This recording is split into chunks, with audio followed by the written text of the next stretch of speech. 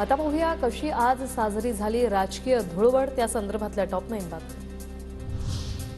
मुख्यमंत्री एकनाथ शिंदेंनी ठाण्यातील टेंभी नाका येथे धुलीवंदनाचा आनंद लुटला। आनंद मठात धुळवडीनिमित्त अनोखं आणि उत्साहाचं वातावरण। पुण्यात सर्वपक्षीय धुलीवंदनाचं आयोजन। काँग्रेसचे उमेदवार रवींद्र धंगेकर, भाजपच्या राज्यसभा खासदार मेधा कुलकर्णी, राष्ट्रवादीच्या रुपाली चाकणकरही सहभागी। एकमेकांना रंग लावत लुटला रंगोत्सवाचा आनंद। जामनेरमध्ये मंत्री गिरीश महाजनांनी कार्यकर्त्यांसोबत साजरी केली धुळवड। एकमेकांना रंग लावून महाजनांनी दिल्या रंगपंचमीच्या शुभेच्छा। नैसर्गिक रंग वापरण्याचा महाजनांचा।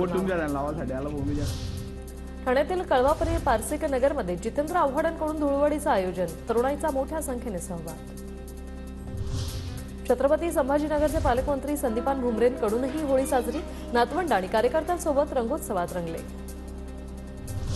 सांगलीत भाजप आमदार गोपीचंद पडळकरांनी पहाटे लवाण तांड्यावर साजरी केली होळी। पारंपरिक पद्धतीने होळी साजरी करत लुटला होळीचा आनंद।